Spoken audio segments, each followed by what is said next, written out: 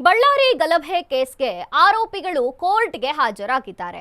22 ಆರೋಪಿಗಳು ಕೋರ್ಟ್ಗೆ ಕರೆತಂದಿದ್ದಾರೆ ಪೊಲೀಸರು. ಬಳ್ಳಾರಿ ಗಲಭೆ ಕೇಸ್ಗೆ ಸಂಬಂಧಪಟ್ಟಂತೆ ಆರೋಪಿಗಳು ಕೋರ್ಟ್ಗೆ ಹಾಜರಾಗಿರುವಂತದ್ದು 22 ಆರೋಪಿಗಳನ್ನ ಪೊಲೀಸರು ಕೋರ್ಟ್ಗೆ ಕರೆತಂದಿದ್ದಾರೆ. ಬೆಂಗಳೂರಿನ 42ನೇ ಎಸಿಜೆಎಂ ಕೋರ್ಟ್ ಮುಂದೆ ಹಾಜರುಪಡಿಸಲಾಗಿದೆ.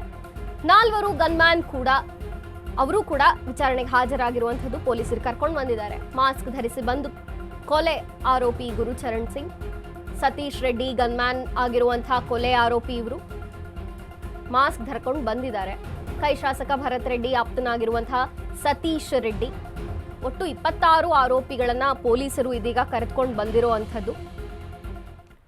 42ನೇ ಎಸಿಜೆಎಂ ಕೋರ್ಟ್ನಲ್ಲಿ ವಿಚಾರಣೆಗೆ ಆರೋಪಿಗಳು ಹಾಜರಾಗಿದ್ದಾರೆ. ಒಟ್ಟು 26 ಆರೋಪಿಗಳು ವಿಚಾರಣೆಗೆ ಹಾಜರಾಗಿರುವಂಥದ್ದು. ಪೊಲೀಸರು ಒಟ್ಟು 26 ಆರೋಪಿಗಳನ್ನ ಕರೆದುಕೊಂಡು ಬಂದಿದ್ದಾರೆ. 22 ಜನ ಆರೋಪಿಗಳು ಅಂದ್ರೆ ಅದರಲ್ಲಿ ಗುಂಡು ಹಾಕಿದಂತಹ ಆರೋಪಿಯನ್ನ ಸೇರಿ ಒಟ್ಟು 22 ಆರೋಪಿಗಳು ಇಲ್ಲಿ ಕೋರ್ಟ್ಗೆ ಇವತ್ತು ಹಾಜರಾಗಿರುವಂಥದ್ದು. 4 ಗನ್ಮ್ಯಾನ್ ಕೂಡ ಇದ್ದಾರೆ, ಅವ್ರನ್ನೂ ಕೂಡ ಪೊಲೀಸರು ಕರೆತಂದಿರುವಂಥದ್ದು. ಮಾಸ್ಕ್ ಹಾಕೊಂಡು ಬಂದಿದ್ದಾರೆ.